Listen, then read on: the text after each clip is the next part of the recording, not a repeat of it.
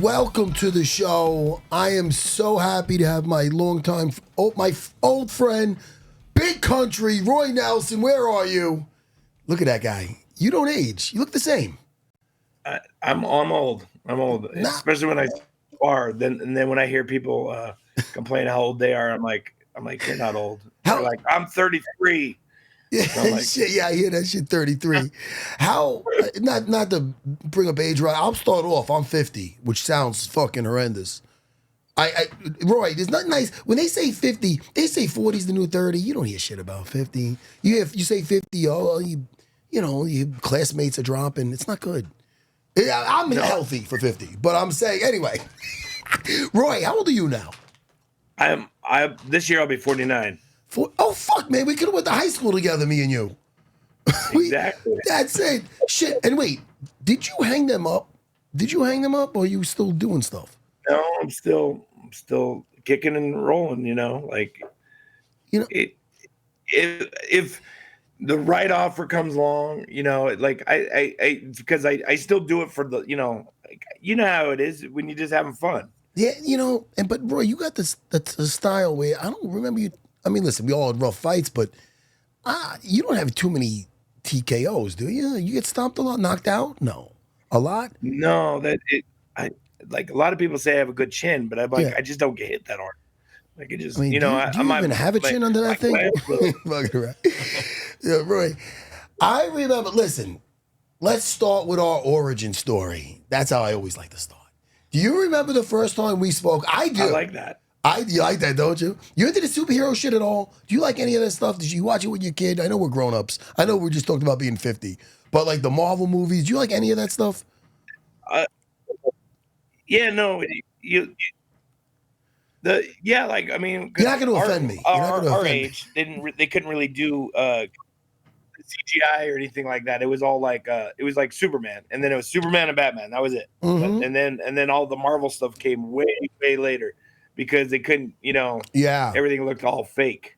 Yeah. It's weird. If it came out when you were younger, it'd be like, wow, I can't believe it. Me, I still love it. Shit, man, I started a whole podcast about it. I geek out about shit. We're going to geek out about shit later. I'm going to find out what you like. Something tells me you're a Conan Barbarian guy. But the Barbarian. Do you like Conan? I watch Conan. Do you or no? Because you look like you could be an extra in the fucking movie, to be honest with you. You got Conan, you had the old Predator. Oh. All the old classics. And you know what's funny about? Yeah, they don't. I mean, I don't want to be that old guy being like they don't make them anymore like that. But the remake with Jason Momoa, it started all right, but then it just fell off, and I even forgot a lot of it. But Conan. Oh man, are they gonna? How could they ever do that? Where he's traveling? And this, he sees some slutty witch and he bangs her and then she's clawing his back and he throws her in a fire. And then his chick, first of all, his teammate, his partner is a funny guy. He's a badass. That dude was a surfer and they gave him the role. The guy was like a surfer. Did you know that about Conan? No, I didn't. Yeah, man. Did you know that, Christian? I think it's his main guy that they knock out the horse with, right? Yeah. He's like Hawaiian or something. Yeah. He was great. The sidekick with the bow and arrows. He freed him up, but he's like, "What are you doing here?" He's like, "Wolves, dinner for wolves." You know what I mean? He's like, "Give me something. Give me a weapon so I can have a fighting chance." It was fucking. And when he met his chick, how great was that? She was all bad. First of all, hot and a badass. It's like my wife, Christian. It's like my wife. My wife's a badass and she's hot. It's just like James Earl Jones. You're like, oh, that's Darth Vader, but that's his voice. But he's different here. Oh, what about when he got his helmet off? People expecting James Earl Jones under there. For Vader? James Earl Jones is in Conan. Yes, he is in Conan. He's saying he's the villain in Conan. Hey, that's right. With the long hair. Thanks for putting that together for me. Jesus Christ. All of a sudden I went to Star Wars. I'm thinking of taking the helmet off. But, guys, I need Christian to steam me back. But I love. We were geeking out. We are, dude. Listen, I love everything about fucking Conan. I just rewatched it recently. It holds up perfectly. Everything. The whole thing is great. I can't get enough about that. But back to our origin story. Do you remember the first time we met? What year was it? It was before. Was it in the IFL? No, I never was around the IFL. I was never anywhere but the UFC. No. But like I'm just talking about like war, like because I've been in this business for a long, like it's crazy. Before Dana, when Dana was still in boxer size, I was still. That's when shit! Dana was sponsor with Grappler when he was sponsoring fighters for Grappler's Quest. Shots fired, man. Dude, I'm buddies with Dana. Are you and Dana cool or no? Yeah, no. That's what I'm saying. Like that's how long ago. Okay, shots unfired. I got you. Blanks. When you're like, oh, it's like IFL days. No, I'm like that's like IFL days like 2205. I know. Or 2005, and I was like, because Dana and all that was all before like 2003, 2002. Yeah, that he was like doing like when the guys would do like Sean Spangler for Grappler's Quest, and dude, you remember the Grapplers? That thing's not around no more. Naga's still around. Naga's still around. Yeah, they went karate style. Who went karate style? No, Naga. Like how they're like we got belts and swords. Oh yeah, they gave out a lot of swords, man. I remember that. People like, I want a fucking sword. Exactly. They're like, just come buy it. Fucking Naga. Not gonna work here anymore anyway. What's that from? Huh? What is that from? Fucking love Office Space. Anyway, hey Roy, I remember this is when I remember our first encounter. It was at the Mandalay Bay. We might have been both fighting on the same card. I'm not sure, but I was fighting Frank Trigg, and I remember I used to do these video blogs, and your wife said, she goes, he enjoys your video blogs or something like that to me. I don't know if you remember this. I remember this specifically because I was flattered. And then we really didn't talk too much before that. Like, oh shit, big guy, you like it? And then, you're a huggable guy. I'm a hugger. So I don't know. I remember that's the first time we had a conversation. It meant a lot to me, Roy. It meant a lot to me, Roy. I'm glad you have no memory of this whatsoever. I don't. Just another bald man hugging you. Listen, sorry, Roy. That was a story that was dear to my heart. But I'm sorry. I'm fucking Roy. Listen to me. I was a fan. I'm a fan. I'm making that. You're a fan. Meanwhile, you never fucking saw the video blogs. Hey, I used to have a fucking. You know what happens? They used to follow us around with the cameras, talking. You think you do any of those video blogs? You hear fucking sirens, or is it me? It's outside. Fucking. That's you. That is me. No. It's someone getting chased. Roy, did you do any video blogs and stuff? Because I know you on the Ultimate Fighter. I love your personality. I love when you win a fight and you're rubbing your belly. Have you ever done any video blogs or anything behind the camera? No, nothing. I haven't. Like my wife keeps on telling me, but it becomes work. You know how when you're like everybody wants to do a podcast. You're like. Yeah, that sounds like a lot of work. Shit, man, this don't feel like work to me. If this felt like work, I wouldn't be here. I'll tell you right now.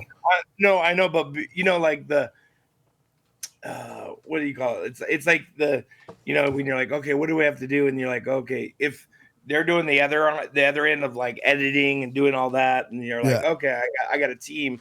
It's not that much work. But then when you're like, no, it sounds like work. You know what, man?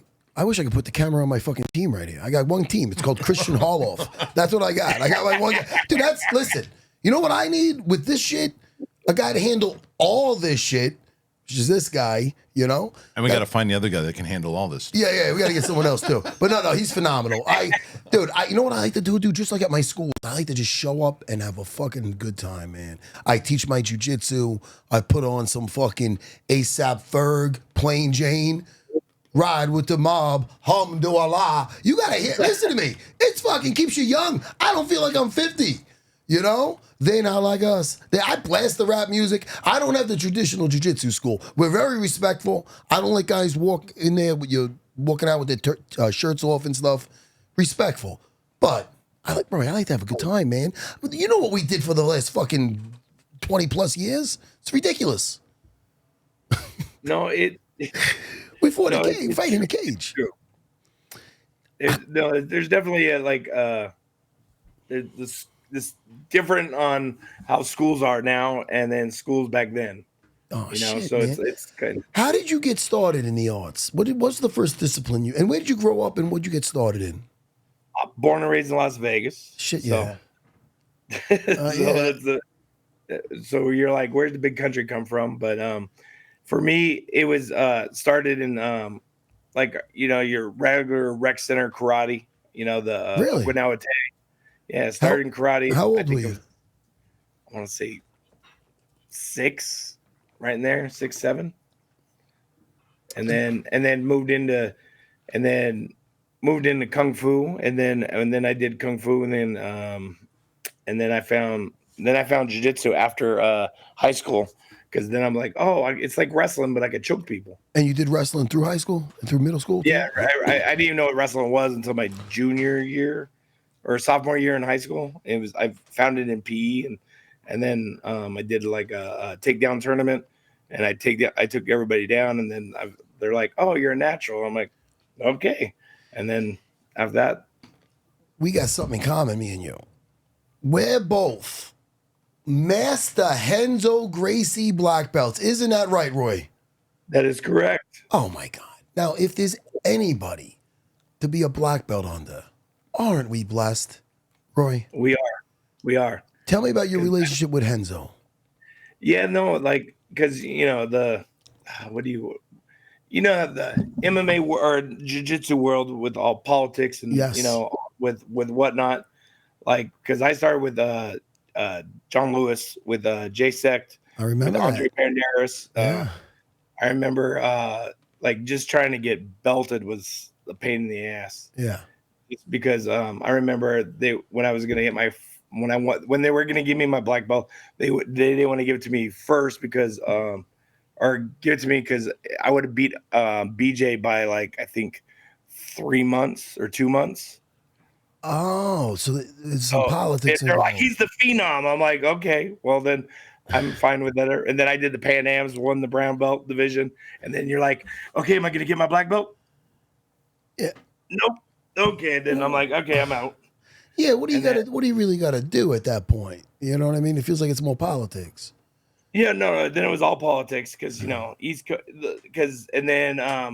but then I met Henzo, and then that's when I talked to Henzo and was like, hey, what do I need to do to get a black belt from you? You know, like just basically like you just need to come here and train and you know do some, you know, and I'll put you through the ridge, and then you know, and we just kept through IFL back and forth, and then until I got my black belt. I mean, when you deal with Henzo, you're dealing with a guy he's been through it.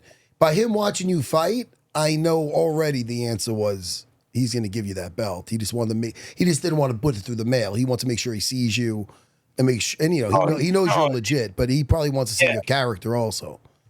Yeah, no, it was a little bit more time because I mean, then I remember going to I had to go to New York, and he put me through the ringer. You know, I went through like 4 or 5 black belts, and you know, and I did good. You know, then they're like, oh, he's legit. You know, like shit. Yeah. So no, it was more than the usual.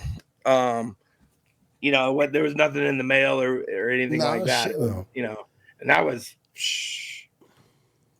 17 years ago. Dude, so it goes, no, it effing goes. But we feel so young because we're always, you know, are you still on the mats? Obviously, you're still training. I trained right before this. I was boxing, you know, maybe half hour ago, 45 minutes ago. Dude, your right hand is a fucking missile, man. It's a bomb. How many, do you know offhand how many KOs you have? I think Jesse was asking me that. I have over 20 finishes. So, dude, Jesus. Dude, you have as many knockouts as people has fights. You have more knockouts than people have fights. It's amazing. And what's great about it is it's nice to be a heavy-handed grappler, right? Don't you feel that way? No, it's funny because like my first 6 fights, all I did was just wrestle and take you down and submit you. Yeah. Like I was like, my game is I'm gonna take you down and submit you. And then after I got my first knockout, then I was like, and then I never had a submission after that. Dude, that's funny. I know I got more knockouts than I did subs too in the UFC, at least, for sure. You know, it's funny. It's great though, because Yeah, I didn't show that card until I needed it. Fucking, I was using my jiu-jitsu. You know what I mean? Once I saw George, like, oh fuck it, double legs on this guy's not gonna happen. But shit. So when you first learned jiu-jitsu in Vegas, you're a little bit older. But was that the same time as Frank Mir doing jiu-jitsu at JSEC? That was Frank never did JSEC. At the time, it was John Lewis was the only school in Vegas. Yeah. And then it was Sergio Pena. Yes. And Ricardo Perez opened up their gym, and it was the Combat Club. And that's where Frank trained out of. Ah, did you guys cross paths and cross train? Yeah, that was the two rival schools. Oh, so you didn't do too much cross training? No, until JSEC kind of moved when Lehman was with JSEC, and then when JSEC kind of split, when Lehman went over to start his school, and then there was JSEC. It was JSEC, Lehman School, and then Combat Club. Whatever. I know John Lewis got into acting, I believe. Whatever happened to Mark Lehman? Do you know? You know what? All I know is the way I look at it is we started because Cobra Kai came out of my house, started in my backyard. Are you buddies with Mark? Well, John kicked him out of the school, out of JSEC, because they were arguing about money. Yeah, the typical. I teach here, and all you want to do is be an actor. Oh, I got you. Yeah, I got you. Yeah. So, and then Mark didn't have a place to live, so I said, "Hey, you know what? You need a place to live?" And I said, "You can come crash at my place." And then next thing I know, Lehman's living in my house. He was a talented jiu-jitsu guy. And then that's where Cobra Kai started. Yeah, it was in my backyard. And I did not know that. Yeah, see, that's the book. That's wild, man. So when did you started right away jumping in jiu-jitsu competitions because you were used to your wrestling? No, all I did was I did jiu-jitsu competitions just because it was like something to do, because it was like back then there was no amateur fighting. Yeah. All you do, you just you had like Matt Hughes, like everybody and anybody did like Grappler's Quest. So that's where all I did is, and then I just like coaching because I was a teacher before all this. Yeah, shit. Me too. Yeah, go ahead. And I love the when when you teach and you get that aha moment, that oh wow, and they're like, oh yeah. So I took that and started coaching, and then I just coached, and then that's all I wanted to do was jiu-jitsu, and then went to Brazil, anything. We got so much in common, Roy. So much in common, because I've been teaching. Master Henzo took me out of security guard booth, and ever since then, I never looked back. I always felt like I was winning just being able to live off jiu-jitsu. I felt like if I'm able to make this work, so I exceeded my fucking, my dreams and everything. By far. I know. I don't like for me though. All I want to do is get paid to do martial arts. Dude, right, Roy? Roy, come on, man. I feel like I'm talking to myself. This is great. Nah, dude, that was it. But back then in my head, all I could do was think of like doing like Karate Kid, American Ninja. Like you're like, okay, I got to be a stunt man for the movies. That's like the only way I knew how to get paid. That's what you were thinking about. And then, do you remember? I mean, you're around my age. So do you remember watching your first UFC? I remember watching my first UFC going, dude, all you got to do is wrestle that guy. Yeah. Did you watch? Was it the Gracies? Was it like UFC number one? It was Hoist. And then literally like right after that, that's when like Coleman came out random and was just beating everybody up because of straight wrestling. I was like, all you got to do is be a good wrestler and know how to punch. Now listen, here's a question for you.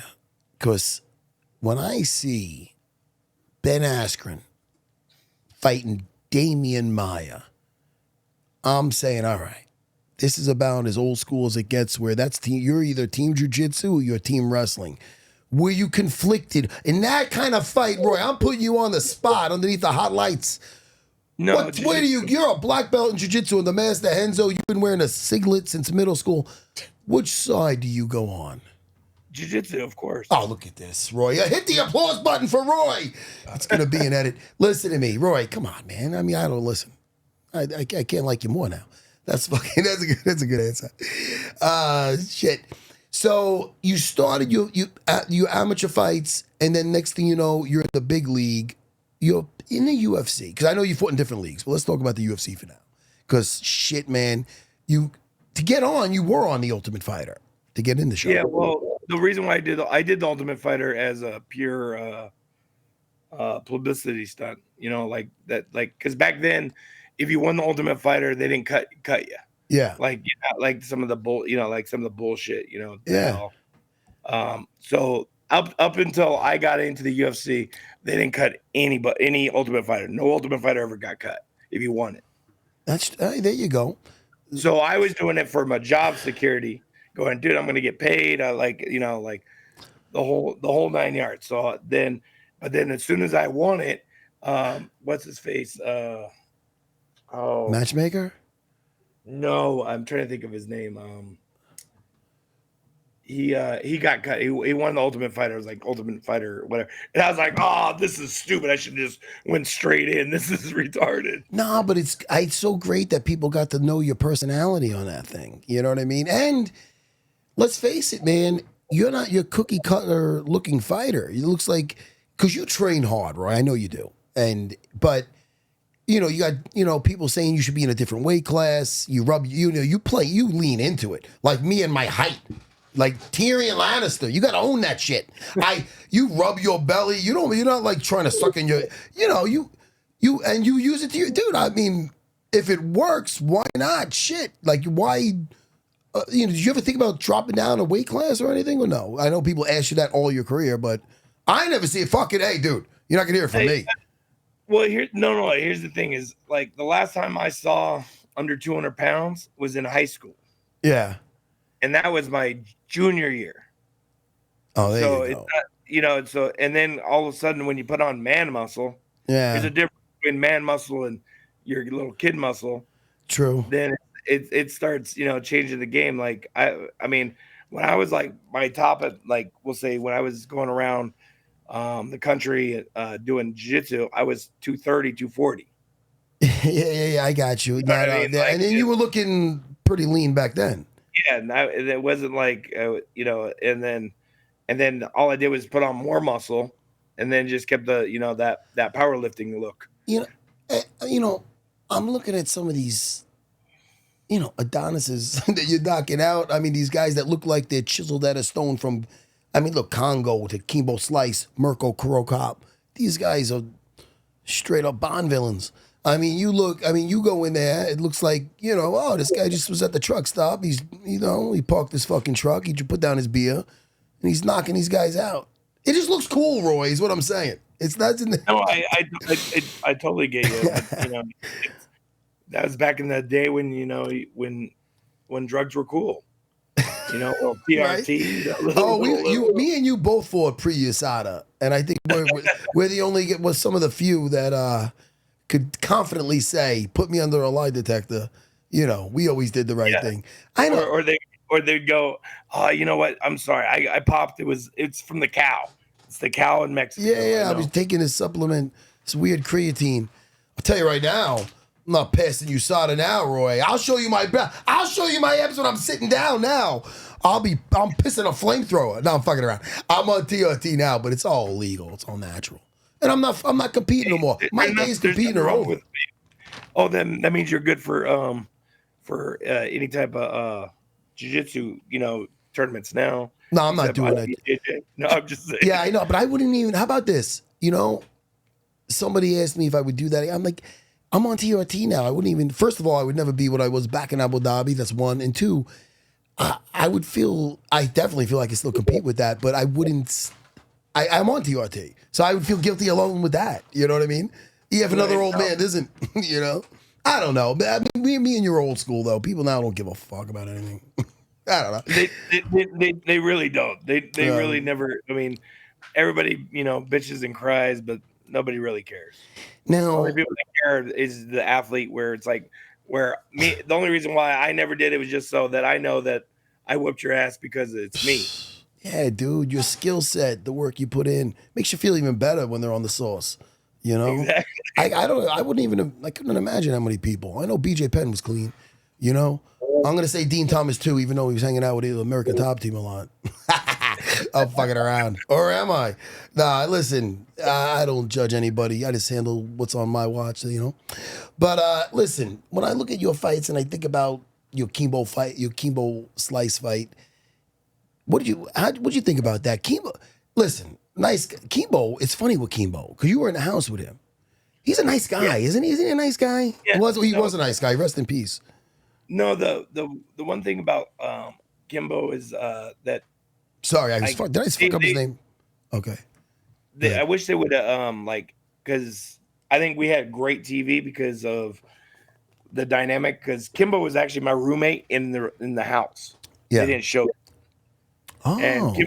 And then Kimbo taught me about the the porn business, and I taught him about the fight business. And then he like literally after I beat him that night, after the fight, I came in and I showed him how to get out of the crucifix. And people are like, "Why are you doing that?" I'm like, "It doesn't matter. I know I'm better." Like when you know you're better than somebody, it doesn't matter. And if anything, it makes it better.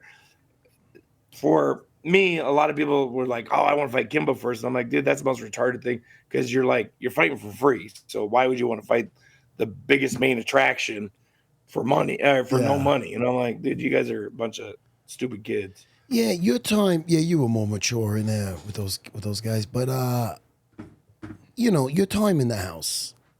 I know what it was like for me. Listen, it's always a better experience when you won the thing. You know what I mean? But what was? I ask anybody else if it's not a guy like me or you or another one, Michael Bisping. Everybody else is gonna be like, it fucking sucked. But how was your experience in there? Because everybody's got a different experience. I was in there with guys that've been around a while, so. You know what? My experience in the house was, my house literally was 2 miles away from the house. Oh shit! So that sucked. You're like, "Hey, I'll just meet you tomorrow. Let me just stay in my own bed." Yeah, it's right there. But for the housewise, it was actually pretty. If anything, it was like the best training camp. Right? Because you're like, dude, I'm focused. I know what I got to do. I don't have to think about anything else. I don't have to worry about bills. I don't worry about the mortgage paid. Nothing. We're just gonna go do this. Like a gladiator training camp. You don't know when you're gonna fight, who you're gonna fight. All you do is get paid to train. They put you in a mansion, and you want something, you put it on your wish list. We'd call it. That list they give us. We would be putting filet mignon. I was fucking give me some shit wrapped in bacon. You know what I mean? But eating clean. But that's how I looked at it, And what I didn't want to give them is any bad footage of. I made sure, tired or not, I went twice a day. I didn't want to be that guy. Oh, look, if I didn't end up winning the thing, they'd be like, look, Sarah took today off. They'll be going to the one day I take off. So, I was making sure that I stayed busy in there. But man, did you feel that show did something for you besides what you won at the end of it and the title with that? Because it did wonders for me. All it did was just open me up to what I thought I was gonna do, open up to the public, and then that's about it. Like I thought it was gonna give me more job security and stuff like that. And I think because 2020 in hindsight, job security is just go out and just fight and put on a show and do what you got to do. That's job security. Before I thought it was you got to do this, Yeah. But it when it comes down to it, all you got to do is just go out there and win. And that's your job security. Do you teach now? So jiu-jitsu still? You just said you came from there, but you were. Oh no, you came from boxing. But are you still rolling and? Yeah, no, I still roll. My kid got me back doing teaching jiu-jitsu, and that was the reason why. But it's so hard because he doesn't listen to me. How old is he now? He's 12. Right between my kids. And the problem is he's such a phenom. He's just a natural. He's doing good. Yeah, he's just those guys that knows how to wrestle or just doesn't in that way and just flows with it. Yeah, he's so good at doing that. But the only way I get him to listen is when I start coaching the other kid to beat him, And then he's like, "Oh, I'll show you, Dad." Yeah, of course. Now, so I'm like, okay, keep showing me. Does he enjoy it? Does he enjoy the training? Yes and no. So that's why I can't force it down his throat. Very good. Yeah. Because he's like right now it's because his schedule is Mondays jiu-jitsu, Tuesdays basketball, Wednesdays off, Thursdays basketball, Fridays gymnastics, and then Saturdays basketball game. Oh, so listen, as long as they're active, that's one. But I truly believe that, my philosophy with that is with my girls was like, you can't make them love it, but you can make them hate it if you try to, like you said, force it to them. So my oldest did dance since she's like 3, and now she quit that just to pursue this. So I'm fucking loving it. I'm loving it. My whole family's training, dude. And it's funny, we got that in common. I never once, I had an academy since I'm 26, been teaching before that. And I wasn't really the kids class guy. You know what I mean? I'm always afraid a fuck's gonna come out. You know what I mean? I'm not, you know what I mean? Never know what's gonna fly into my mouth. But since my kids started training, I find myself teaching the kids class. I'm there every Friday teaching it. Because I got them all in there. So what better way to bring them up, Roy? Yeah, no. He does the kids class like today. Like he'll go today at like 5, and then I teach we'll say the beginners class, and then he goes to the beginners class. So come on, man. He gets the best of both worlds. But like that's where I found like I didn't want to push him too hard because he was doing jiu-jitsu with Fretz and Pejao. Yeah. And he went to that, he was like whooping all the kids. He was doing, like rape chokes and like when he was younger. And then I'm like, dude, I gotta told Fretz, I'm like, okay, I'm gonna take him to a different school. And I went to this school's like a traveling school. They like travel to Florida and like enter tournaments. And then he was doing really well, except because he was at the time he was like 9 and they were all like 13, 14 and they didn't like it. So they started using their new man muscle or the kids muscle. Yeah, I gotcha. And I was like, dude, you're gonna get hurt, and I felt bad. And I was like, who's this guy's parents? I'm gonna whoop his ass. Right. Where's your daddy? And then I would recommend though, if you do ever teach the kids class, I would change the rape choke to a different name. But listen to me, that's just me. You said the rape choke, no? Yeah, no, he was. That's what I wasn't calling it the rape. No, choke. I'm fucking around, Roy. I'm letting you know what he was doing, and you're like, oh, I know what the rape choke is. Yeah, I do. I was just gonna say, it's a bench full of parents. Kids, where's the chalkboard? R-A-P. No, I'm fucking around. That won't go over big. Shit. So, Roy, with your dude, 20 stoppages this is gonna be a hard. And maybe not. Maybe this is not a hard question. Which is the one that is the most glorious? Listen, you ask me, it's fucking Frank Trigg. Yeah. It is. Nah, but listen to me. George is too nice. But that Frank Trigg, oh my God. I love that. Anyway, Roy, back to you. Your most glorious moment in there. Knocking someone out, dude. I mean, check Kongo looks like dude, that guy. Somebody built him in a lab, that body. Go ahead. But go ahead. You tell me, though. I don't want to. The only reason why I would say I like the Czech Kongo fight. I like that knockout. It's just because before I was like, because I'm always nice to everybody. Yes. And then even after the fight, I was trying to be nice, and then he turned French on me. So I was like, I'm out. Oh shit! He did that old Pepe Le Pew on you. Don't take that. I'm with you, Roy. I was like, I'll knock you out again. Like, yeah, there you go. No, you know what? I don't like when we're nice. You're nice after, and they're not cool. I'm like, yo, dude. All right, man. So don't take that for weakness, dude. I'll do it again. I'm with you, bro. I'm with you, dude. That's it, Roy. You got another character trait like Master Henzo has. Master Henzo is the smile. I never see that guy without a smile. When you do, he's fighting somebody on a subway platform. That's the fucking Enzo.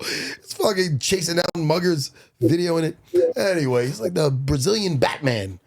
Fucking Enzo. So you would say it was Czech Kongo? Yeah. Well, like there's ones that like Matt Mitrione. I'd love to do it again. Knock him out. Like there's people that I literally just don't like. Like and I would just knock them out to knock them out. Isn't it so much better preparing for a fight versus a fighter you just would smack for nothing, right?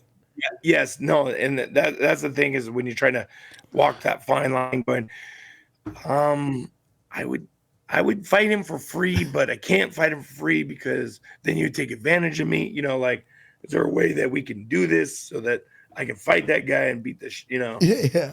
Only because it's been a minute, like the kids say. What was your beef with Mitrione? What was that? You know what? I didn't have the thing is I didn't have a beef with him until the second time I fought him. And then after that, he was just talking so much shit. It's just like one of those guys. And then they're like, okay, like my problem is like when I fight somebody that I like, I don't like give you 100%. I just go out there and do what I got to do. And then if the judge sees it your way, judge sees it your way. Or like when I fought Matt the second time, all I did was I put him in a crucifix and I kept him there. And it was like I lost a majority draw, but it wasn't exciting. But it was like I already knew I was better than you. Like it wasn't like I have to knock your ass out. The first time he picked a fight and I knocked him out the first time because he was talking shit and saying, I'm going to knock Roy out, blah, blah, blah. So I was like, okay. And then I knocked him out. Second time, it was like over years where I became to like the guy. Yeah. Sometimes, and it's over time too, when you get to see them more and, especially when you're young and you're fighting. I don't know. I'm telling you right now, the majority of guys I fought, I can't think of really many that I'm not cool with now. It's weird, I mean, some of them I wouldn't want to hang out with, but most of them I would, Listen, let's talk jiu-jitsu for a second. Side control. Now, man, there's some nasty. You're a Kimura fan. You're a Kimura fucking savage. I love the Kimura. Love it. There was a fight they stood up. It might have been your Orlovsky fight where they should not have stood you up when you had him in a fucking Kimura from half guard. And remember this? I know you do. I do because I took that fight on 7 days notice. Dude, they never should have stood you up. I'm telling you right now. I know you. Listen, if you say it sounds like you complain. I'm saying it, Roy. I was mad for you. What the fuck is that about? No. See what made it all worse afterwards.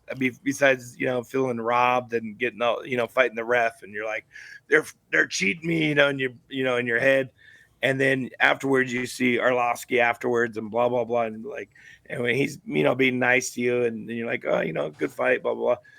And then he's like, yeah, no, we've been training for you for like the last 3 months. Yeah. And I'm like, what? Last 3 months?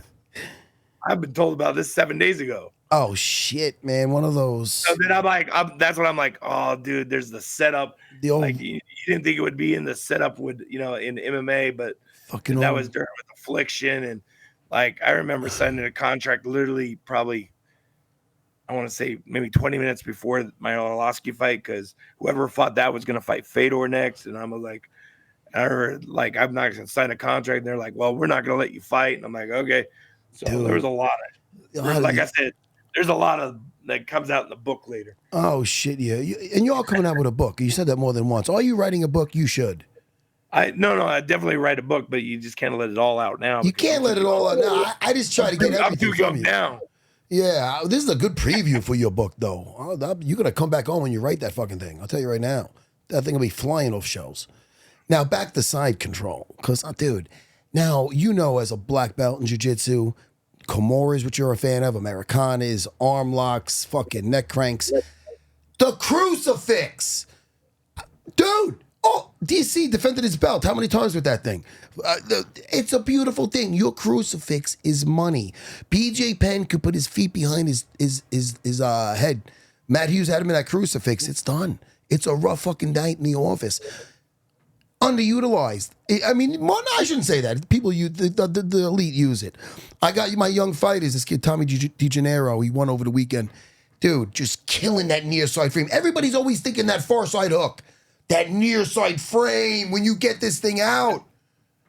Right, Roy? Talk to me about your Crucifix. Yeah, no, the Crucifix, I think you have to you have it in sets, like where you have the underhook on the far side, and then when you put your shin across their arm, yes, you want to get it trapped so that they go into the middle. Like you don't want to go completely too far over. You let them slip into the trap. and then when you trap them, then you can figure four your legs to lock it in even deeper, or you can go back to, like if you want to have more movement. Like there's lots of different ways that I love the crucifix. It's just trying to get everybody else to kind of understand it, especially like the referees, when you're like, no, I'm not hurting him because I don't need to hurt him. But then you're like, it's a brutal position to be caught in on bottom in a fight, especially with elbows, because there's no way to truly defend yourself. So as tough as you are, you're just absorbing shots, giving zero offense, and it's hard to get out of, man. So in the submission game, when guys, and nowadays, I'm not shitting on anything new school, but when you're sitting in your squatted, sitting on your ass with your feet touching together, and it used to be called fucking Indian stance or whatever. I don't even know what you call it now. But when you're sitting here looking interlocked legs and whatnot, it's one thing. But that dominance of position, when you're talking about getting side control on somebody, how you're distributing your weight is crucial. So what, gi or no gi, I do the same shit. Gi, I got some more strangles in. But when I do the same, I get them crucifix. There's beautiful ways to transition into Kimura from there. So why not? I believe your jiu-jitsu game should transition any fucking season of the, of the year. In fucking Canada or in Hawaii, whether you're in a fucking Speedo, I don't wear Speedos, to be honest, but to wear shorts or a fucking North Face jacket, you gotta be a fucking, you know what I mean? Your jiu-jitsu's gotta be able to fucking kick ass. I don't know. Sure, no, it's back, like we'll say back in our day. Yeah. If you could wrestle and you were good at footlock, so you'd wrestle in footlock, they would call you a cheater. Mm-hmm. You remember that? Yeah, like, you're like, you just take me down and you just footlock me. And then now it's butt scoop and footlock. Yes. and I ain't far from a Asha Garami hater, man. In three of my UFC fights, I went from bottom to top by attacking that leg, and I use it to get on top, and I got out of there clean with killers. So I'm all for it, but I use it to get that dominant position. You know what I mean? And fucking work them over. It's different when you don't give a fuck about getting a smack in the face or an elbow in the fucking jaw. You know what I mean? No, it's funny because it's like the more I've started doing like straight gi tournaments, and then you're like whoever pulls guard first wins. Yeah. You're Fuck. like, hey, you pull guard, you better have an aggressive guard. You know what I mean? Because I wouldn't recommend it, but if you have an aggressive guard, man, go for it. If you're hard to hold down, you attack from there. If it's not working out, get back up. You know what I mean? But the heavyweights, usually whoever pulls guard, all they do is advantage tilt. And you're like, oh yeah. Hey, listen, I don't think anybody's fucking pulling guard with you, Roy. I don't think that's in the cards. If you have any more matches, I don't think anybody's jumping the guard. That's not gonna be their strategy. Hey, do you ever think about doing anything else? And it's not that I'm not trying to steer you in any direction because everybody's got their different feels for it. A lot of guys try the bare knuckle. Jesus Christ, dude. Matt fucking Roy hitting you with that right hand with bare knuckle, Christian. He'll decapitate you, Christian. Sorry, Christian. You can hit me from here. Fucking Roy. Bare knuckle, power slap. What do you think about doing any of these things? Power slaps, that one's hard unless I always get, if you let me go first, dude. I'm in all day. Hey, man. I'm in all day. We were talking about that. I did Legion of Skanks a while back, and they asked me about it. I go, look, man, all I know is the coin toss is huge in that one. Like, you know what I mean? Who wins that is huge. You want to go first. And can I say that it was in red one? I think I mentioned that before. Power slap. But, yeah, I wouldn't recommend that. But if you did but with your chin in your hand, you go first. You might be the fucking undefeated champion. But yeah, man, I wouldn't want you taking those hits. But the bare knuckle, what do you think of the bare knuckle? Which one? Like, any one of them where you just... I did bare knuckle with Game Bread, where it's bare knuckle MMA, so it's like Valtado, like old school. Dude, I forgot that you did that. Talk to me about that. That's old school, man. That's straight like that. All I know is the difference is just distance, because with gloves you feel like you can hit from across the room versus when your knuckles, where you got to really commit. And it's very important where you hit with your knuckles, right? Correct. Like, fuck, man, I got a fucking boxer's break where when I was younger I hit with I hit the guy with my fucking these two here, so it just goes fucking. It's horrible. Boxes break when you hit with your pinky and your other knuckle there. You know what I mean? I got the other way on the proper break. Oh shit! Oh, so you broke it in that fight? I broke this one. I broke my thumbs and my knuckles on. Who was it? Big Nog. Oh, I broke both my hands. Shit! On his big nog, you broke it. Well, because he got the metal plate in his face. Yeah, man, that guy took some punches.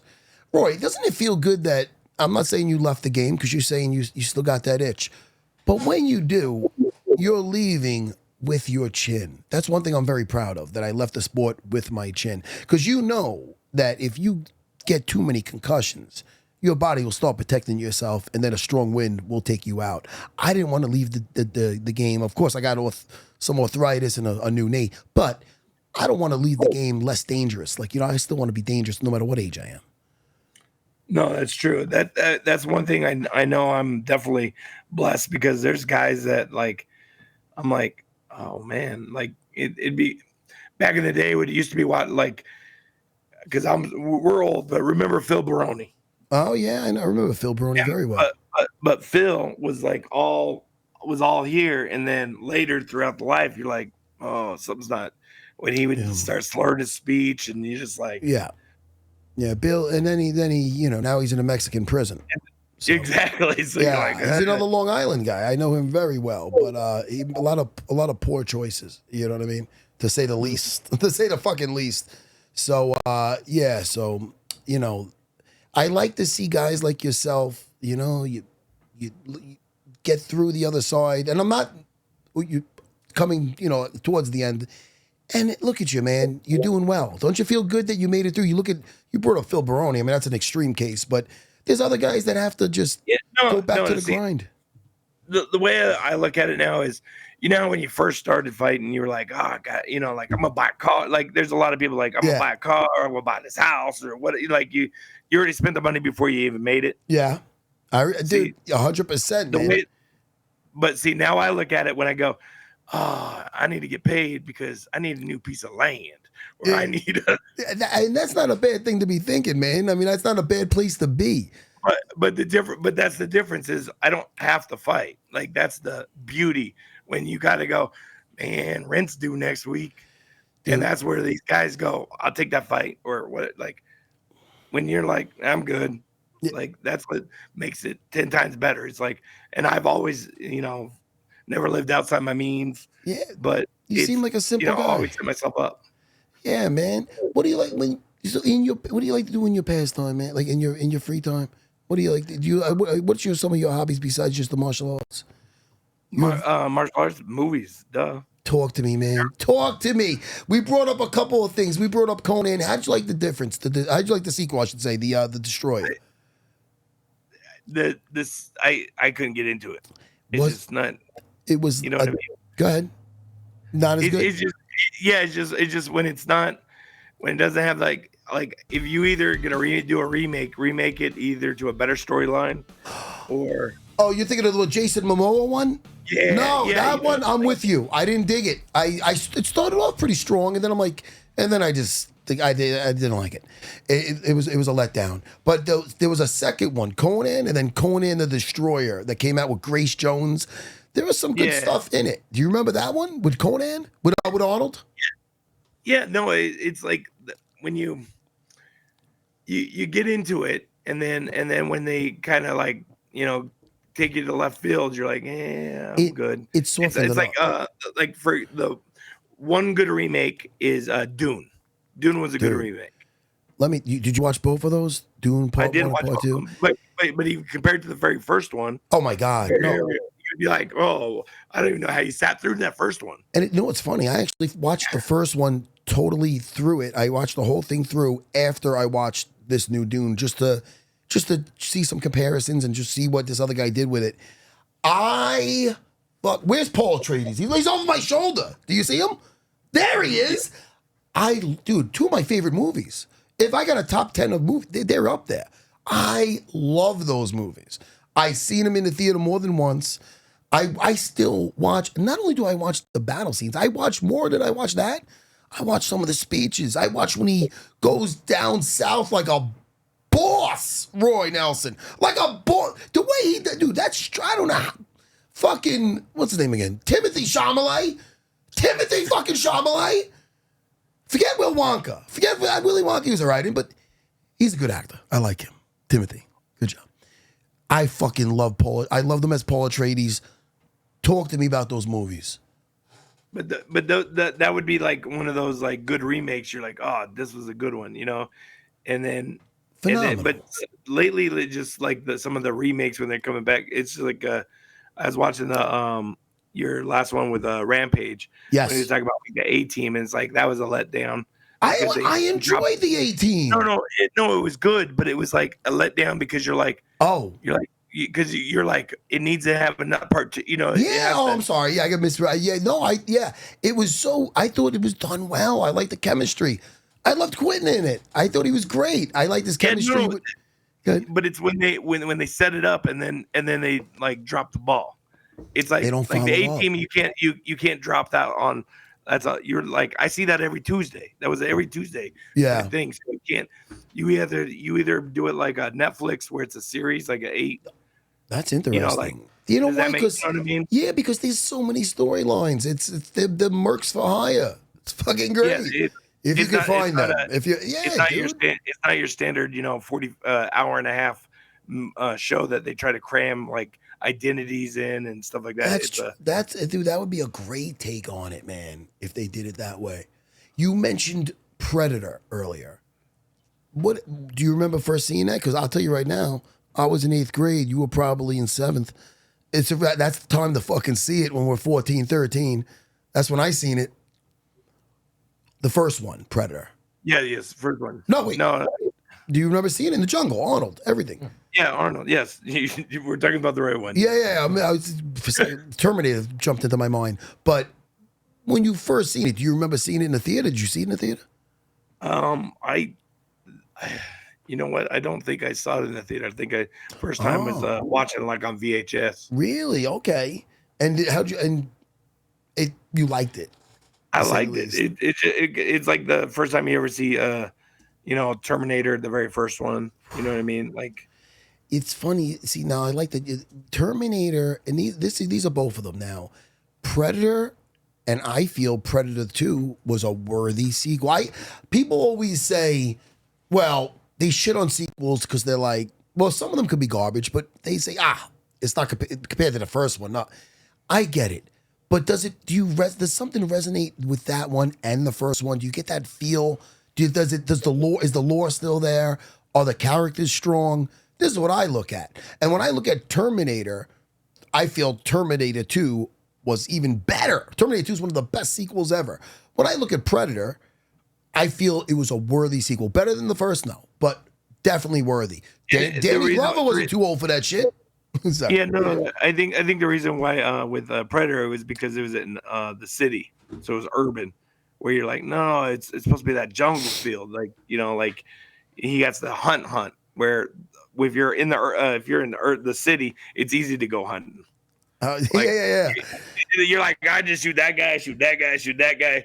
Where in the jungle, you have to go hunt your prey. I liked in the first one how they were getting taken out one by one, and I liked how in that short period of time, you saw you got a feel of each character. From Mac with his razor on his head and all the time, and quiet guy, but you saw he was very close with Jesse Ventura. And then you have the one who's more of the nerdy one, reading the comic books all the time. You know who that is, right? The director of the movie. No, not the director of that movie. Close. I thought I had it. Close. He's director of Iron Man 3, and he did Predator. Shane Black. He wrote Lethal Weapon. All right. I knew he was a director. Yes. Okay, but yes. And, they all got the way they were getting taken out. I loved Carl Weathers in that. I love the handshake with the boom, and they show their biceps. I love all that shit. But then Danny Glover, and even, hey, listen, what about the late, great Bill Paxton in that second one? Getting his spine ripped out, spoilers. Anyway, I could go on, that's a whole other, I can talk Predator forever. If you think of some of we're talking cinema, no, well, I want to talk series in a second because I'm going to give you both some I want to recommend that I can't wait to talk about it. what's some of your favorite? It doesn't have to be your favorite movie because that's a tough one. Some of your favorite movies of all time. Like for me, your classics are going to be I remember, the Indiana Jones. Yes. Yeah, but after up to 2, Yeah. 3, okay, you know what I mean? I give it to you, but Indiana Jones, and then Raiders of the Lost Ark, Indiana Jones, Temple of Doom, all Star Wars, 6, 7, 8, or whatever it is, the Star Wars, Return of the Jedi, Empire Strikes Back. Those are your classics. Karate Kid, Predator,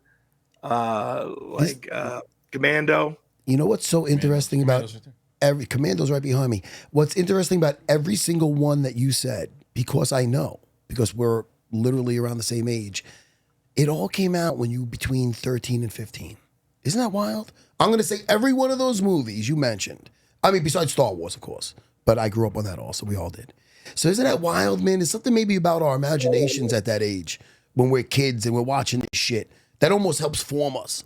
Fuck, man. I had a fake whip with that Indiana Jones things. The marks I made on the ceiling where my mother would yell at me. I would say all the movies that pretty much came out, there were 1983 and 1984. There you go. That's it, man. Yes. That would make me 8 at that time. Oh yeah, I'm sorry. Wait.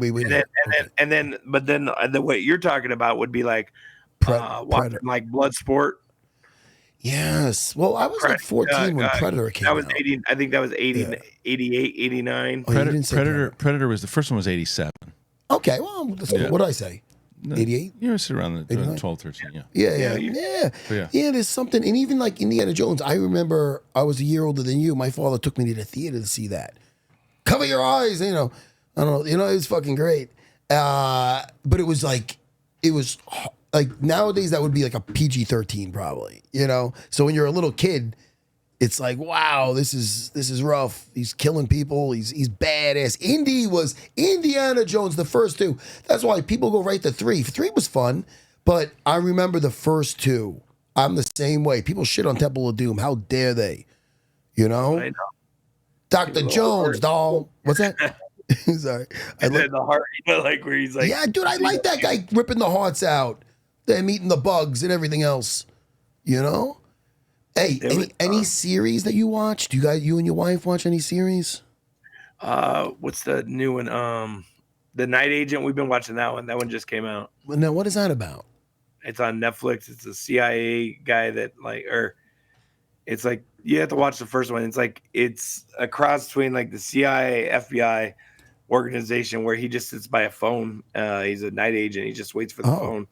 Oh, there you go. He's the night agent. I'm looking at the pictures right now. And is it?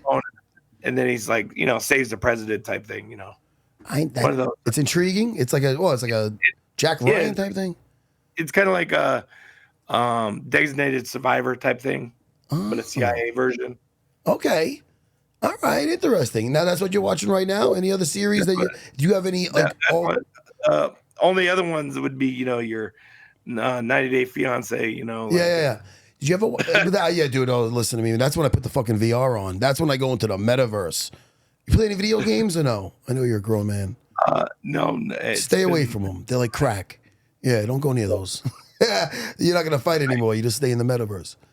Yeah. Well, that's what I used to like. That was one of my downtimes. I'd bring me a Xbox every time I travel, and then play Madden for football right before a fight. Dude, it's a nice little decompress. I put my fucking VR on. I'm just I fucking snipe people. I love it. Series, Game of Thrones, Vikings. Any of those strike a chord? Because I recommend Vikings to you. Vikings was good. I like Vikings. Dude, I loved Vikings. Jason Ellis turned me on to that. I saw that like later. I didn't watch it when it came out, but I watched it later on. I went through that thing like butter. So fucking good. Game of Thrones. You're like intrigued, but then when they're like, oh, this is like Skinamax, we got to throw some sex scenes in.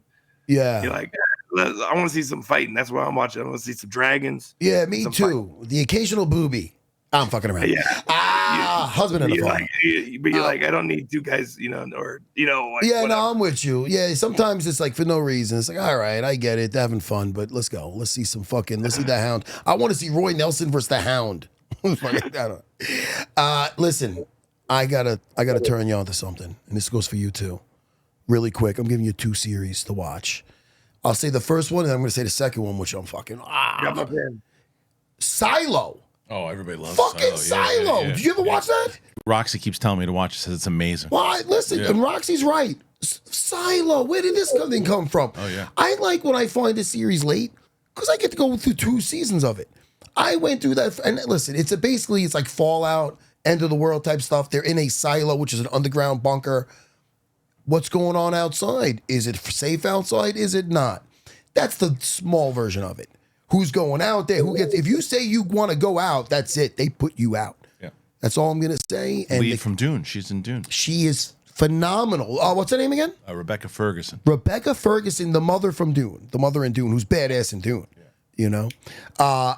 Silo. Watch that with your wife. You watch stuff together. If you're watching a 90-Day Fiance, obviously you're watching stuff. Hey, that's not a headache to watch, man. Me and my wife are going through that, And also now listen, UFC fighter, former Geeking Out with Matt Serra guest, the great Grant Dawson.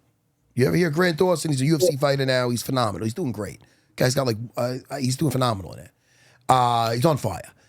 And I consider him a buddy now. So he's a geek. He recommends shows. So I had him on Unfiltered recently. He just won his last fight. But I had him on and he fought a very tough Diego Ferreira, black belt, very dangerous. And he dominated him. And I love Diego, but Jesus. So Grant tells me, ready? I feel like doing a drum roll. From on Prime. I bought the whole season. He goes, look. He goes, and I didn't even, it's one of those things where you could buy you have to buy the season or you have to find where it's at. I go, just buy the season. I'm trusting Grant. It's like a picture, like almost like Twilight episode. Do you watch this? It's the dude from Lost, right? Harold Perrineau? The sheriff, the black guy? Yeah, and he's also in The Matrix. Great. He's in the second and third Matrix. In my mind, there is no second and third Matrix. That's fair. Okay. Fair. But I fucking love them. You like The Matrix? Matrix is awesome. I love that first one. That's another one that's just groundbreaking. Him, right? First time Harold Perrineau. I saw it in Brazil on the floor when they sold all the tickets out, and they're like, yeah, you got to sit on the floor over here. You saw the Matrix in Brazil on the floor in a theater. Yeah, floor in Rio. How'd you like it? It was good because I'm the only one. I'm like I don't have to read subtitles. I get. That's funny.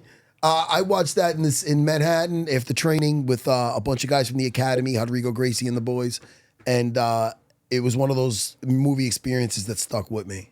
I remember it to this day, and it was just then we went to my buddy Alex Shum's place, and then we hung out all night. But it was a great experience watching that movie. I was like, what the fuck where did this come from?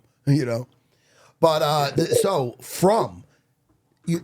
basically the premise, they're driving families in a car, in a RV, a big trees blocking the road. They got to turn around. They're going. Also, they go through this town. They're going through the town, beat up old town. They keep going. Hey, it's the town again. What the fuck? We must have made a wrong turn. Let's go around. They're asking people, the people looking at them a little strange. How do we get out of here? They can't get out of this town. In this town, at nighttime, monsters come out. Monsters come out, Roy Nelson, big country. Get you out. Scary monsters. Now look, they're creepy. It's almost like Smile. They just appear and they're smiling, and then they turn into fucking monsters. So you can't go outside. Don't even try to shoot them. It's not gonna do dick. You gotta watch this series. I'm in. I'm all in. You watch it? No, I heard it's. That's another one I heard is pretty good though. Where did these come from? Is it like the silent the movie where Quiet Place? Yeah. No. Quiet Place was. That's just gets you anxious the whole time. There's some cool scenes in it, and I didn't really watch them all. I watched one on a plane, the latest one. And they're not bad movies, but from what I've seen. But this one, the premise feels like some kind of Twilight episode where it's almost like Lost, where how did they end up there? You know, they're even like, you know, are we dead? Or, you know, where? They're like, no, we're not dead because it's just, and what's going on? What are these creatures? They have, I don't want to give too much away, but it was just, they're in this town and they have these special stones in their house that's what keeps them out. You know what I mean? So if you don't have that stone, if you open up a window and they try to talk to you, let them in. Let me in. It's grandma. Let me in. They open the window. Fuck it. Roy, from on Prime. This is a gift for you all. So don't thank me. Thank UFC star Grant Dawson. Roy, man, I had a blast, dude. Did you have fun? I had fun. Shit, man. I like catching up to you. Broke my heart you don't remember our first meeting, but listen to me, man. I know what it's like to take a beating. I was so happy to tell you that story. But, dude, you know, whatever. Now I know. Mandalay Bay. Dude, I got the memory of a fucking goldfish. There's so many things I don't remember, you know? But, dude, you have 20 knockouts. I probably remember all those. Especially some of the ones we mentioned today, from your fight with Kimbo to your fight with Kongo, Czech Kongo. Throw that in UFC Fight Pass. Shit, man. Dude, Mirko Krokop, you know, some of the other guys are my friends. I don't want to just throw that out there, but listen to me. Roy, congratulations on a phenomenal career that it's not over yet. When you have something coming up, please come back on. We'll bullshit about some more stuff. Always. But I don't need to come on for that. We can talk movies. Fuck yeah, man. Dude, Roy. We can go back to an old school No Retreat, No Surrender with Van Damme. First movie. The fact that you brought that up, Seattle Karate. Remember that fat guy with the cheeseburgers? He's buying everybody cheeseburgers. No Retreat, No Surrender. I brought that up on this show before, Roy. And know what's so ridiculous about it? Why don't you tell me about it first, and then I'll let you know let's see your memory on this. It was one of those movies that you watch it and you saw Van Damme. Yes. You're like, dude, I want to be able to do the splits on the ropes with my legs apart. Yes. And then when Bruce Lee comes back to teach me how to be a martial artist, to learn how to punch and kick. Yes. Kick Van Damme's butt. I like it. It was when I watched it too. When did that come out? No Retreat, No Surrender. I want to tell you 87. I'll double check. I had to be young. Please tell me I was young because I liked it too much. But I liked it, but it was bad. But we liked it. It was awful. We were laughing at it. But 86. 86. Okay. It's like Rad. Yeah. Oh, Rad's phenomenal. Oh, that's the BMX one. I'm gonna be able to BMX. The biggest. I love that movie. The biggest problem with that No Retreat, No Surrender. Well, there could be lots of problems with it, but major flaw. Bruce Lee came back and, as you said, taught the kid to be a martial artist, but he kept talking about teaching the kid karate. Bruce Lee didn't do karate. He might have dabbled, but he was a Wing Chun guy who turned into his own Jeet Kune Do, as we know. But he wasn't a karate master. I think that's the least thing wrong with that. No, that's the number one thing wrong with it. I used to do Wing Chun. Hey, wait a second. You used to do Wing Chun. That's like watching Karate Kid, the remake. Roy, did you used to do Wing Chun, by the way? Did you used to do Wing Chun and then we did that remake? I've done Wing Chun, done like I got a black sash in Shaolin Kung Fu. This is another thing that you're not going to remember. You ready for something else you're not going to remember? I doubt you remember this, but I do because it was very dear to your heart. Roy, Roy, this is more cringy, but this is more of you being a good guy and me being a little too honest. We were in Vegas. I believe it was at a international fight week, and we were doing I don't know if it had tough alum up there or whatever it was, but we were on a panel taking questions. I don't know if you remember this. You did a million of these. But I remember this because two people dressed like ninjas came up. They were in their Kung Fu outfits. And there was a husband and wife or a guy and his girlfriend. And they wanted to ask both of us about our Kung Fu experience. And you were very polite. And you talked about your Wing Chun and you might have talked about the Shaolin too. I don't remember it specifically. But I do remember you mentioned Wing Chun because we both did it. And then they went to me. And I basically said that the trapping range, if you're just doing Wing Chun's fun. Dude, I'll pock your sow. I love all that shit. But the sticky hands, but because you're so close, it's so easy to grab. So I really prefer traditional boxing or Muay Thai over the Wing Chun because that chain punch or the 1-inch punch, I did that thing in a street fight. I clipped him. He got a hold of my neck. I took his ear. That's not Wing Chun. Hey, how about this? You put 2 Wing Chun masters in YouTube. You watch their fights. They start off. It looks like something out of Yip Man. Next thing you know, it's the worst jiu-jitsu match you ever see. It's a fucking shitty jiu-jitsu match, Roy. They're on the floor fucking smacking each other. So I kind of let them know it was shit in a nice way. And they never looked more disappointed and deflated in their life. And I felt fucking awful. But I felt like I didn't want to give them like false security. Does that make sense? Well, see, the first thing I always say is Wing Chun was created by a woman, and you just leave it at that. The great big country. Listen to me. I tell everybody, man, part 2 coming up, man. Roy, I had fun. And, because I wanted to go over and, everybody knows you, but I want them to get more familiar with you. We started geeking out towards the end of it. So we're going to geek out even more. Shit, Roy, anything you want to plug? I'll always go to RoyNelson.com. Anything, Roy Nelson MMA on Instagram, Twitter, Facebook, all that good stuff. And then, of course, always follow you, Matt. Dude, you're the fucking best. Roy, thanks so much, man. I had a blast hanging out with you, dude. You're going to come back on. You get something, I don't give a shit what it is, from bare knuckle to MMA with no gloves, anything. A dart contest, whatever you're doing. Let me know what you're doing and come back on. Unless it's pickleball. I'm not into that. I don't know. I just leave that out there. That hurt my knees just thinking about it. Dude, I can't do pickleball, but I can still slap on a Kimura. Not like you, but I can. Fucking A, Roy. Stay young, man. Great to see you. Thanks for coming on, brother. Thank you. Appreciate it. You're the best. We're going to have him back on, man. I love that shit, man. What a good time. Hey, really quick, Christian, before we get out of here. Over the weekend, I had 4 fighters fight. Okay, really quick. Dina Spano, she came back after an MMA loss, which was a tough fight, and she did great. She won she lost the fight on the cards, which is ridiculous to me. The judging that night wasn't great, and whether my fighters were on there or not, that's the truth. And I'll be honest. Always with my assessment of this, because I was a guy in there, and these fights I lost were, I thought I won, but, I take it. But when I'm not the guy in there and I'm looking from the outside, my eyes, that girl won that fucking fight. So Dina Spano, great fight. Very proud of you. This kid, Nicky Rodolfo, my buddy Nino's nephew. This kid, the first round, this guy, he didn't expect this kid to be a jiu-jitsu kid. He took him down. He lost on position. Second round, he fucking caught this kid's kick, put him on his ass, went to take his head off. Nicky's very aggressive. And lost a scramble, ended up on bottom. So he's down 2 rounds because of positioning. Now, this is what I love in a fighter. This is what I want to say. And this means this goes a long way with me. You can get discouraged in there, or you're going to fucking make the corrections.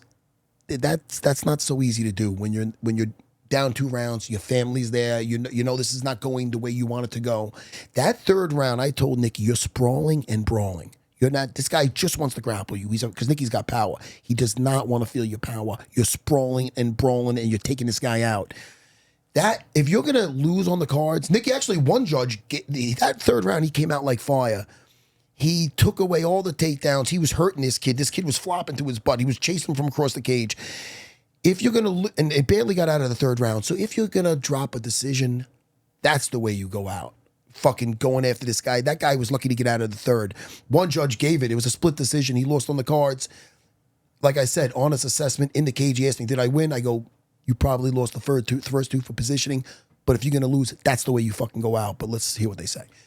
Go ahead. No, I was going to bring up, because it's funny you say that, because my friend, you met him at my birthday. And you made a joke because when he showed up, you're like, "Oh, who's this? My doppelganger?" When he showed up, yeah, so good-looking guy. His son is a kickboxer, and okay. He's 19. He just started fighting, and I didn't get a chance to go out to the fight, but he sent me the fight, and I was over the weekend. It was about 2 weeks ago. Okay, I was going to send it to you because I think that And obviously, he's watching his look, not just because it's my son. I think the judging was okay. bad. Talk to me. I watched it. I thought his son won. He was a smaller guy, and the guy that he fought had more people in the crowd. Yeah. That was part one. The thing that got me mad, though, you know me in the producer side of things. Yeah. They were calling it's like if do your research, man. The judges, the announcer, the ring announcer, and the guys who are calling the fight were getting his last name wrong, and it's like rough. It's like come on, it's like do your research. Like that was part of it, and then I watched the whole thing because he was stockier. Yeah. I thought his left hook was You thought he got the bet. You thought he should have won. I think because he was smaller and the other guy was taller, was like kind of jabbing out. He was moving better. His had better head movement. He was throwing the left hook was moving. I'll send it to you. Tell me if you think I was wrong. Listen, man, I've been around this business so long. Bad decisions, they happen in the UFC. They happen every level, but some of them are, because you put so much into this. So, I felt Dean Espano got robbed. Nicky's could have went either way, but he lost positioning. Way to end it, though, in that third round. My boy, my guy, Tommy DeGennaro, Beethoven. He calls himself Beethoven because he's mostly deaf. He teaches at my school full time. Great kid, young kid, 24 years old. Savage wrestler, purple belt under me, striking's improving. He was like an American Habib out there. He had a tough opponent with close, maybe triple the fights. The guy had a lot of experience. He took it on last notice, but he had a lot of experience. And he dragged him into the third round, and that guy was hard to hold down, hard to get down. Tommy he was like an American Habib, man. He was in his face, putting him down by the third, just like we talked. Between rounds, he was excellent. Third round, rear naked choke. Tommy DeGennaro, very, very good. A great growing fight, too. It's one thing if you get a guy down there and you smoke him right away. It looks great. The crowd cheers. You look like it's such a savage. It's great. First rounders are great. He clocked in time in there, and it was nonstop the whole time. This dude was all over the place, and Tommy was just masterful. So that was great. Last but not least, I just got to talk about my wife. I'll get a phone. Dude, hold on, dude. Oh, where's my glasses when I talk about this? I get like that with my wife. And this is the thing. I'm so proud of her because, what I told you before, when I started fighting, my wife never threw a punch, So when she would train to lose weight between having kids, and she took to it. And she started doing the kickboxing. Next thing you know, she's 3-0 as an amateur kickboxer. She wanted to try MMA. 40 years old, all right? She fought a purple belt from Virginia. It was a master class. The guys on that card were like, holy shit, dude. Ray Longo goes, dude, he knows her when she was like, literally, she looked like, when I met her, like Marissa Tomei from My Cousin Vinny, but the shyness of Adrian with the turtles, and that's her. She's a fucking savage now. I mean, the way she became a combat athlete is just amazing in her mid 30s to late 30s. Now she's late 30s, yeah. So anyway, she had a title fight, So she had a title fight versus a Tiger Showman girl that was game. And the girl's been winning her fights. The girl's a tough girl. My wife's 41, the girl's 26, So, my wife did phenomenal. And the girl kept coming forward, but my wife's footwork, I'll show you the fight. Yeah, please. And, it was between rounds, this and that, but you're doing great.